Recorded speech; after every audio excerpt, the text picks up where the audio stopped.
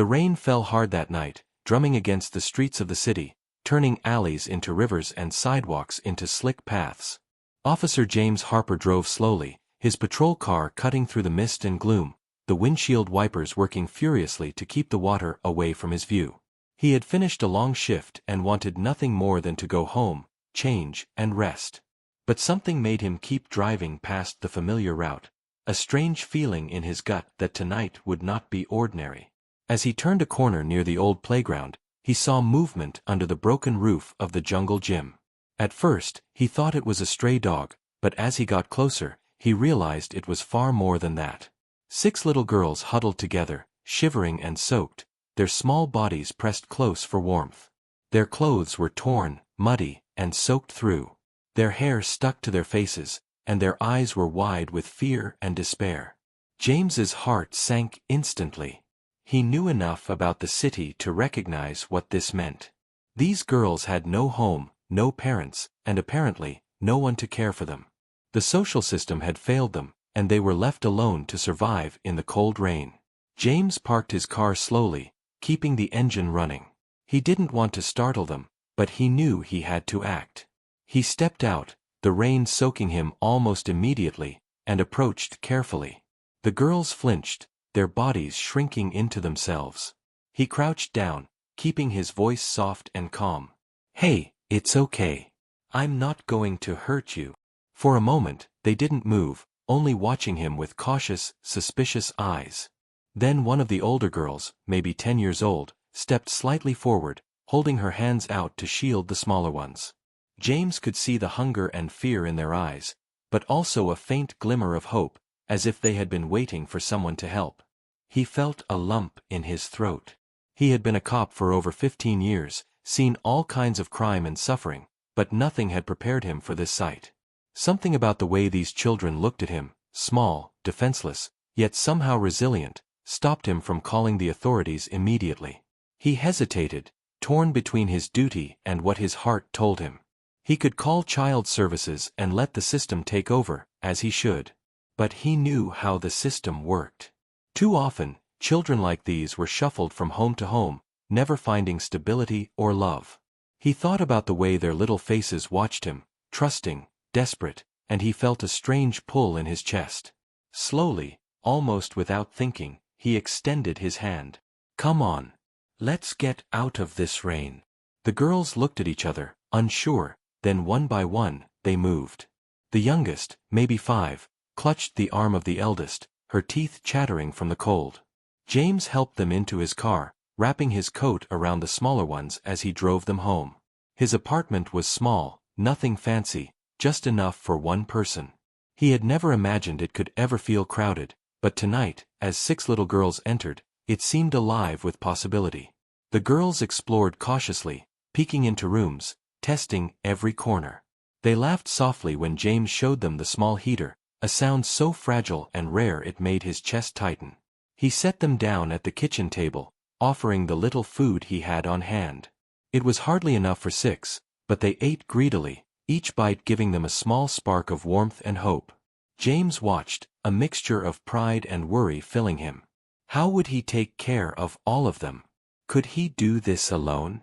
His mind raced with questions about bills, groceries, and space, but as he looked at their brightening eyes, he felt a new determination he had never known. The first night was the hardest. James set up blankets on the living room floor and told the girls to sleep there together. They huddled, shivering at first, but gradually fell asleep, trusting him enough to rest.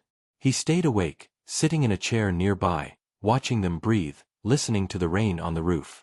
For the first time in years, he felt responsible for more than just law and order. He was responsible for love, safety, and hope. The feeling was both terrifying and exhilarating. He realized that these children had brought something into his life he hadn't known he was missing. His apartment, usually silent and empty, now felt alive with small movements, quiet laughter, and tiny hands reaching for warmth. Over the next few days, the bond grew slowly. James took time off from work to care for them, helping them with baths, brushing their tangled hair, and feeding them warm meals.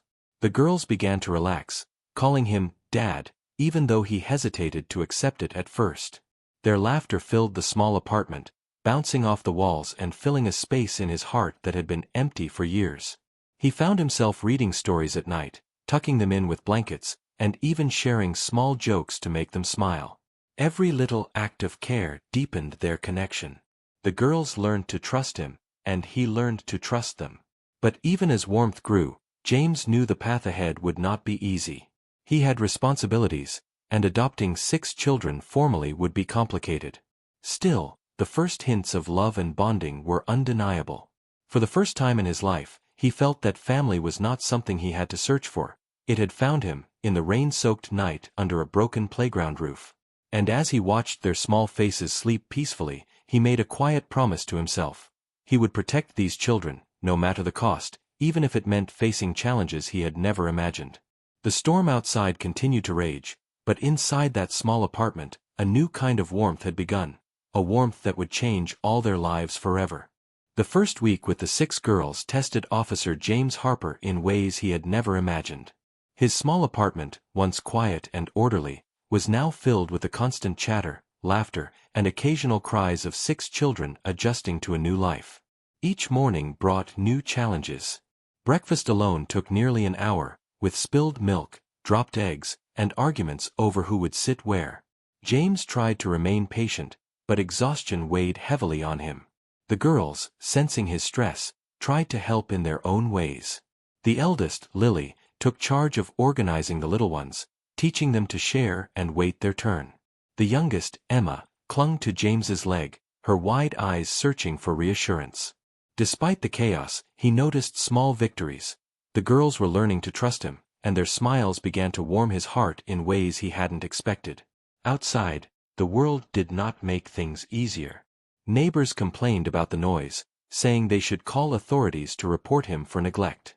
James felt the pressure of bills piling up, rent due, and grocery shopping for 7 people instead of just himself.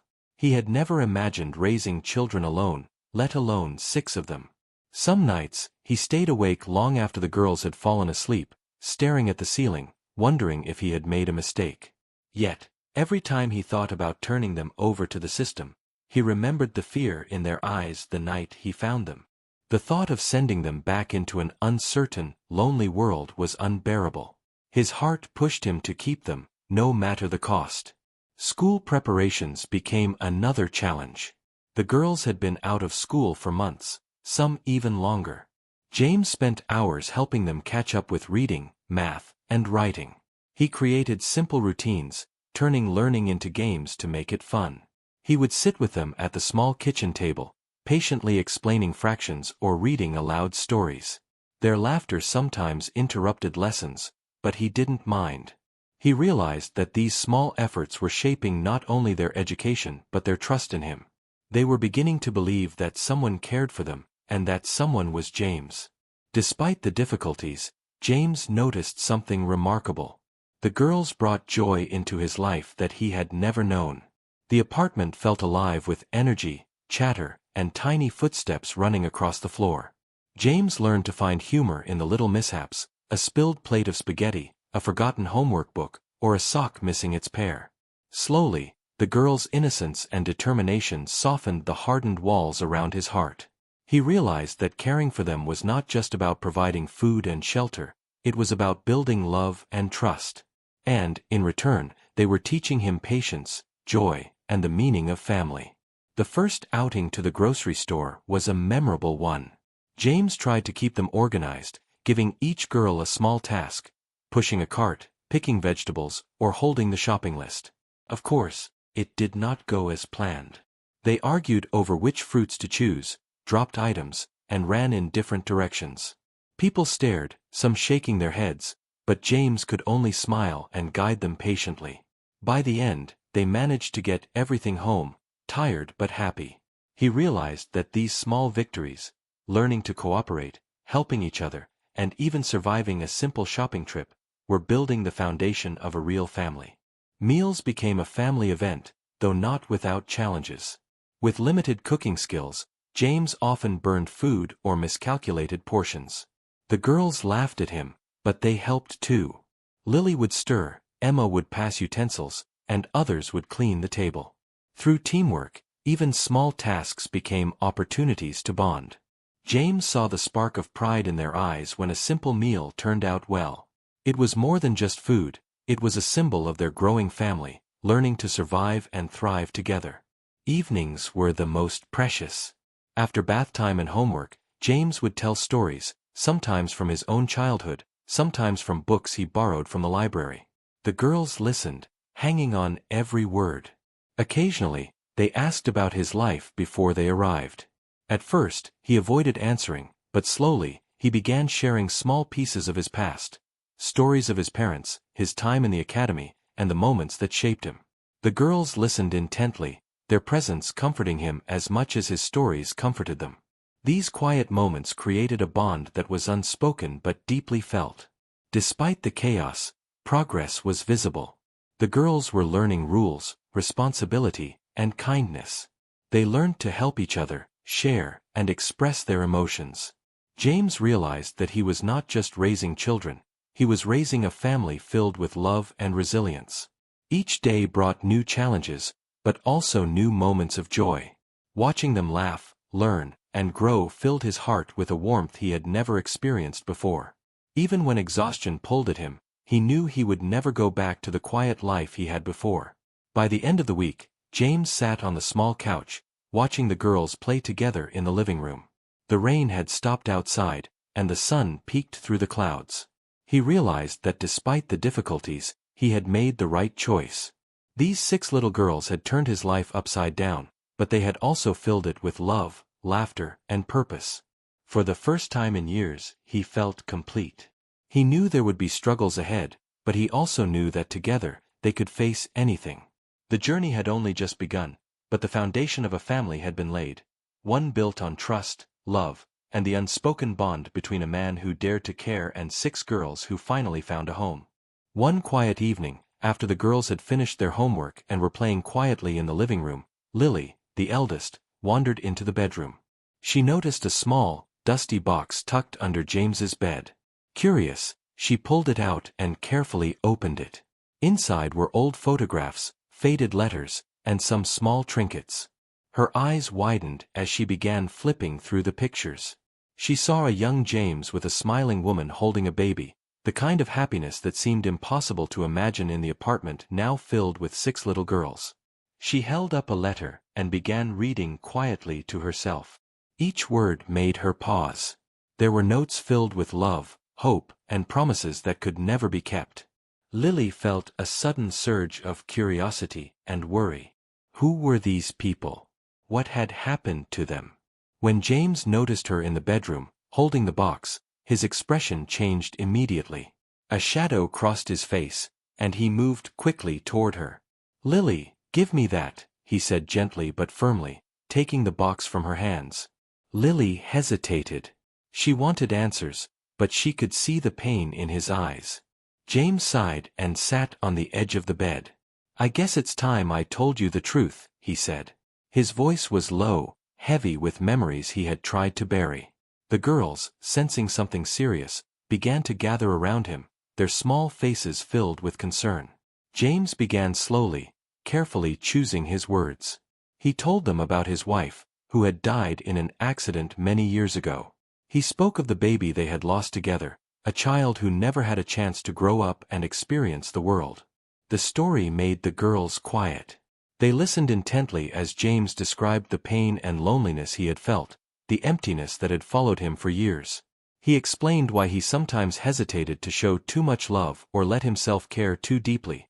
He feared losing those he loved. As he spoke, the girls sat closer, wrapping their small arms around him. Lily's hand found his, Emma leaned against his leg, and the others crowded near, showing support in their own little ways. James realized that for the first time in many years, he was not alone in his grief. These children, though not related by blood, were offering him comfort, acceptance, and love. For a man who had carried so much sorrow, their presence was a healing force he hadn't expected. Over the next few days, the atmosphere in the apartment shifted. The girls now understood a piece of James's past, the reason behind his quiet moments, his moments of hesitation, and even his occasional sadness. Instead of fear or confusion, they felt empathy and a desire to help. They began small acts of care, helping him clean the apartment, making little drawings for him, or simply sitting quietly by his side during difficult moments. Each gesture, simple as it was, began to ease the weight on his heart. James also began to notice changes in himself. Sharing his past with the girls allowed him to open up in ways he hadn't for years. He started talking to them more, telling small stories from his youth, sharing lessons he had learned, and even laughing at moments he would have once kept to himself. The apartment, already alive with energy, became warmer, filled with love, understanding, and shared memories. The girls weren't just learning from him, they were teaching him how to live and love again. One afternoon, James took the girls to a nearby park, something he had avoided for years because of memories that haunted him there. But today, with them laughing, playing, and chasing each other across the grass, he felt a lightness in his chest. He watched Lily swing high, her hair flying in the wind, and the younger ones running in circles, their laughter echoing through the park. In that moment, he realized that the past, while painful, had brought him here to these 6 children. They were not replacements for what he had lost. They were new beginnings, new reasons to love and protect. At night, after tucking the girls into bed, James sat alone for a while, reflecting. The shadows of the past still lingered, but they were no longer heavy chains around his heart. The girls had shown him that love could grow again, even after heartbreak. He felt a quiet pride as he watched them sleep peacefully, thinking about how they had become a family so quickly, how they had healed wounds he thought would never close. He understood now that his past did not define the future. He could create a family filled with love, trust, and hope, despite the pain he had endured. By the end of the week, the bond between James and the girls had strengthened even further. He could see their trust in the way they spoke to him, relied on him, and accepted his care without hesitation. The girls, in turn, had begun to feel safe, cherished, and understood, something they had likely never experienced before. Each day brought new challenges, but also small victories that reminded them all why staying together mattered. They were learning to be a family, built not just on protection and survival, but on love, understanding, and shared experiences. And as James lay awake that night, listening to the soft breathing of the girls in the next room, he whispered quietly to himself, "I will never let you down. I promise." It was a promise born not only of duty but of the first true, deep love he had felt in years. The girls, though orphaned and abandoned, had given him a chance to heal. And he, in return, had become their protector, their father, and their safe place in a world that had been harsh and unforgiving. Together, they were beginning a new chapter, one that would test them, teach them, and bind them with the unbreakable strength of family and love. The first day of school arrived with the bright morning sun peeking through the clouds, but James Harper's heart was heavy with nerves. The 6 girls, dressed neatly in their new uniforms, stood in a line outside their apartment building, backpacks on their small shoulders. Each one held his hand for reassurance, and he could feel their tiny fingers trembling with the same nervous energy he felt. This was a new world for them, a world filled with children who had homes, parents, and the stability that these 6 had never known. James wondered how they would survive the judgment, the whispers, and the bullying that often came from children who didn't understand hardship. He took a deep breath and reminded himself, they were strong, brave, and together, they could face anything. As soon as they entered the school grounds, the girls felt the first signs of challenge. A group of students stared at them, whispering and pointing. "Who are those kids? Where are their parents?" one boy snickered. The girls' faces flushed, and for a moment, James worried they might retreat, run back home, or hide. But Lily, the eldest, squared her shoulders and whispered, "We can do this. Stick together." The younger ones nodded, drawing courage from her determination. James knelt beside them and said, "Remember, you are strong. Be yourselves, and don't let anyone make you feel small." He let go of their hands, watching them walk forward with cautious confidence. Classrooms brought new hurdles. The girls were behind in many subjects, some unable to read as quickly as others, some unsure how to solve math problems. Teachers were kind but impatient at times, expecting skills and knowledge the girls had not yet had the chance to learn. James spent hours after school helping them catch up, turning homework into games, practicing reading aloud, and making math problems into fun puzzles. Slowly, the girls began to improve, gaining confidence with each small success. They started raising their hands in class, answering questions, and even helping other students. James watched with pride, realizing that their courage was growing alongside their skills. But the real challenge came from other children, the bullies who saw difference as an opportunity. The girls were teased for their worn shoes, their mismatched uniforms, and the stories of living with a single man who was not their father. James received calls from teachers about arguments on the playground, about small fights that had escalated. One evening, he sat the girls down in the living room and said, "I know it's hard, and I know some people are mean. But remember, you are stronger than their words. Stand together, help each other, and never let anyone make you doubt your worth." The girls nodded solemnly, their eyes determined. To prepare them, James taught them ways to respond calmly and confidently. He role-played with them, pretending to be bullies, helping the girls practice answers that were firm but non-violent. "Sometimes," he said, "you can't control what others say, but you can control how you react. Never lose your dignity. Always protect each other." The girls practiced, laughing at first, then taking it seriously, feeling empowered. They realized that strength wasn't only about fists, it was about courage, intelligence, and love for each other. Outside of school, small victories gave them hope. One afternoon, the girls helped a lost dog find its way home. Another time, they assisted an elderly neighbor with carrying groceries. Their actions were noticed by classmates, slowly changing opinions. Some children began to see that these girls, though different, were kind, brave, and clever. James felt relief with each story, seeing that the world could be gentle as well as harsh.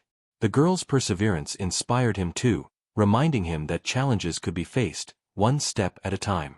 Evenings were spent reflecting on the day. The girls would gather around James, telling him stories of what had happened at school, the small victories, the harsh words, the friends they made, and the lessons they learned. James listened patiently, offering advice, comfort, and praise. Sometimes, they laughed together at funny mistakes, other times, tears were shed for the mean words they had endured. Each day strengthened their bond, teaching them to rely on each other and on the father figure who had chosen them when no one else would. James also learned from them. He realized that love and trust could overcome fear. Watching them stand up to bullies, support each other, and face a world that had been unkind, he felt inspired to become stronger for them. The girls were teaching him resilience, patience, and unconditional love in ways he had never experienced before. Their courage reminded him why he had adopted them, why he had chosen to step into a life that would be challenging but full of meaning. By the end of the first month, the girls had begun to adjust. Teachers noticed improvements, classmates began to treat them with more respect, and the bullies started to lose interest as the girls stood together, confident and united. James watched them one evening, sitting at the kitchen table doing homework together, and felt a quiet pride swell in his chest. They were no longer just 6 lost girls.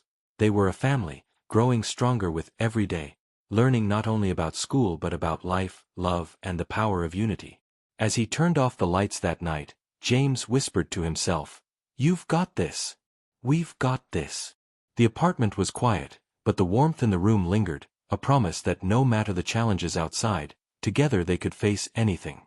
The girls had discovered a world that was harsh, but also filled with opportunity, and James had discovered that love, patience, and courage could change everything. The journey was far from over, but one thing was certain: they were no longer just surviving. They were thriving, and nothing could stop them when they stood together. Life for James Harper and the 6 girls had begun to find a rhythm, but just as things seemed to settle, a new challenge arrived that threatened to tear their fragile family apart. One sunny morning, a social worker appeared at the apartment door, her expression serious and unyielding. James opened the door, surprised by the sudden visit. She introduced herself as Ms. Reynolds and quickly got to the point. "Mr. Harper," she said firmly, "I'm here because we've received reports about your household. We need to evaluate whether it's suitable for 6 children to live with a single adult. We are concerned about their well-being and your ability to provide for them." James's stomach tightened. He had feared this moment, but he had hoped it might not come so soon. The girls, sensing tension, gathered behind him, their small hands clutching his coat, their wide eyes filled with fear. James invited Ms. Reynolds inside, determined to show that his home was not only safe but filled with love. As she walked through the apartment, noting the small beds, the books, and the meals prepared for the children, James explained how he cared for them every day, teaching them, nurturing them, and giving them stability. But he knew that appearances could only do so much. Social workers were trained to look for flaws, and with 6 children, there would always be small imperfections. He tried to remain calm, but he could feel the weight of the moment pressing down on him. The girls, however, were not passive observers. They understood that their home was at risk, and they were determined to help. After Ms. Reynolds left to consider her report, Lily gathered the girls in their bedroom. "We can't let them take us away," she said quietly but firmly. "We need to show them that Dad is the best family we could ever have. We have to prove that we belong together." The younger girls nodded, determination shining in their eyes. Even little Emma, the smallest of them all, whispered, "We won't let anyone take our home." Their bravery surprised James when he heard about their plan later. The girls began to act, each contributing in their own way. They wrote letters describing their happiness, the love they felt in the apartment, and how James cared for them every single day.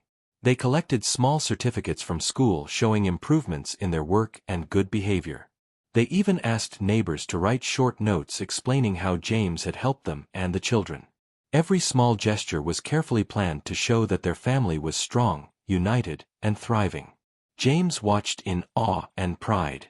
These 6 girls, who had once been lost and abandoned, were now showing courage and intelligence beyond their years.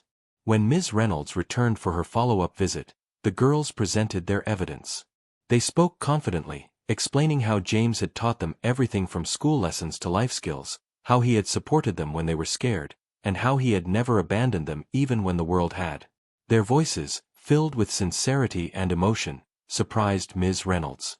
She listened carefully, her serious expression softening as she realized the depth of the bond between the girls and James. The apartment, once a simple living space, now felt like a home filled with love, resilience, and hope. Despite the effort, James knew the decision was still uncertain. Social services had rules, and no matter how much love existed, the system often followed strict guidelines.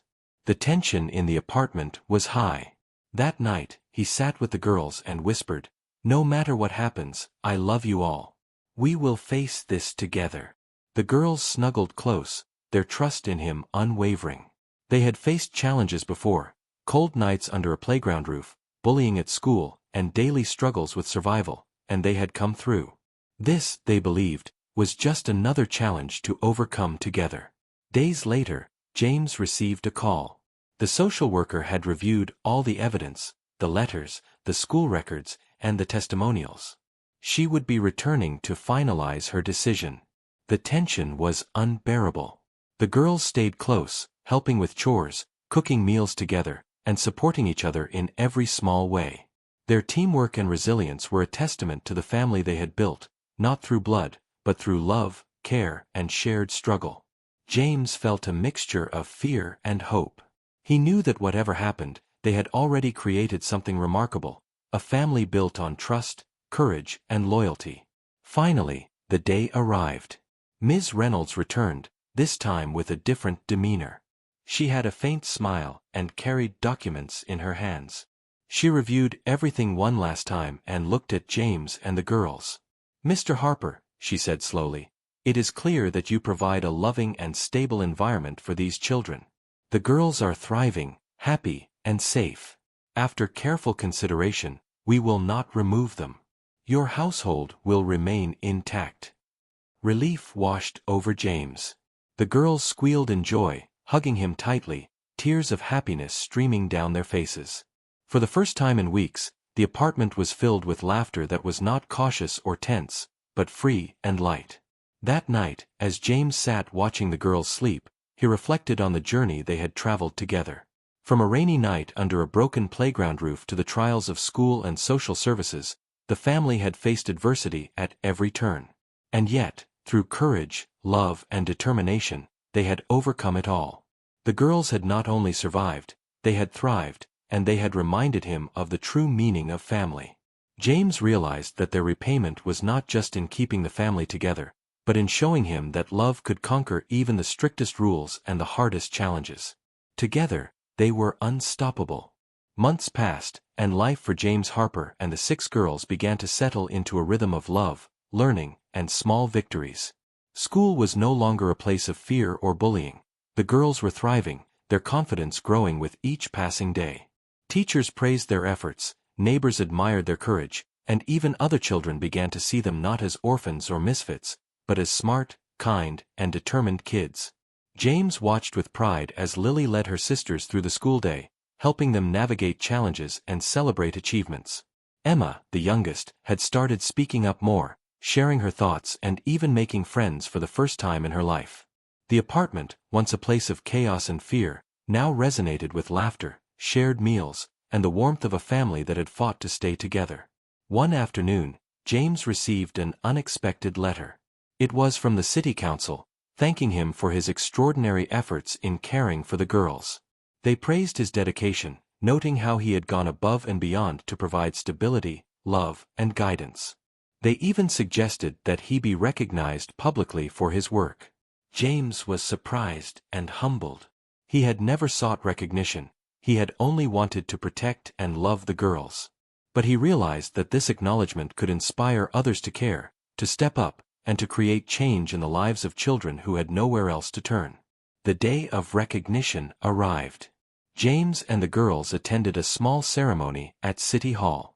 The girls were nervous but excited, holding his hands tightly as they entered the room. The mayor spoke about courage, dedication, and the power of family, emphasizing how James had changed the lives of 6 children in need. When it was his turn to speak, James looked at the audience, then at the girls standing proudly beside him. He swallowed hard and began, "I didn't do this for recognition. I did it because these girls needed someone to believe in them, to protect them, and to love them. They are my family, and I am grateful every day that they are part of my life." The room erupted in applause, but for James, the most important moment was watching the girls' faces light up with pride and joy. The recognition brought more than applause, it brought hope. People reached out, offering support, gifts, and even advice on helping children in need. Some offered mentorship programs, tutors, and extracurricular opportunities for the girls. James realized that their story was inspiring others to act, and that the love he had poured into this family was creating ripples far beyond their small apartment. The girls had grown not only in confidence but in the knowledge that kindness, courage, and resilience could change lives. At home, the family celebrated in their own way. James cooked a simple meal with the girls' help, laughter and chatter filling the apartment. They shared stories about the ceremony, about the speeches, and about the new opportunities coming their way. Even Emma, who had once been shy and hesitant, proudly talked about the friends she had made and the projects she was excited to start. The apartment was alive with energy, love, and the unspoken understanding that they had overcome obstacles together. Every small victory felt monumental, a testament to their unity and determination. But the greatest recognition came from the girls themselves. That night, after putting on their pajamas and brushing their teeth, they gathered around James. Lily handed him a handmade card, each girl adding her own message of love, gratitude, and admiration. "You saved us," Lily wrote. "You believed in us when no one else did," added another. Emma hugged him tightly and whispered, "You are our hero." James felt tears sting his eyes. The city's praise was meaningful, but this, the love and trust of 6 children he had chosen to protect, was the most powerful recognition he could ever receive. As James tucked the girls into bed that night, he felt a quiet sense of accomplishment. He thought about the rainy night when he had found them under the broken playground roof, about the struggles with school, social workers, and the outside world, and about the small victories that had brought them here. They had repaid him in ways he could never have imagined, not just by succeeding in school or winning recognition, but by teaching him the true meaning of family, love, and resilience. He realized that his life had been transformed completely by their presence, and that together, they had built something unbreakable. Finally, James sat alone for a few quiet moments, listening to the soft breathing of the girls as they slept. He reflected on their journey, The fear, the struggles, the laughter, the tears, and the love that had grown stronger each day. He whispered softly to himself. We did it. We're a family. Nothing can ever change that. Outside, the city lights glimmered, and the night was calm. But inside, the apartment shone with warmth, love, and hope. The 6 girls who no one wanted had not only found a home, they had found a father who would stand by them forever. And in return, they had given him a life filled with joy, purpose, and the kind of love that could conquer any challenge.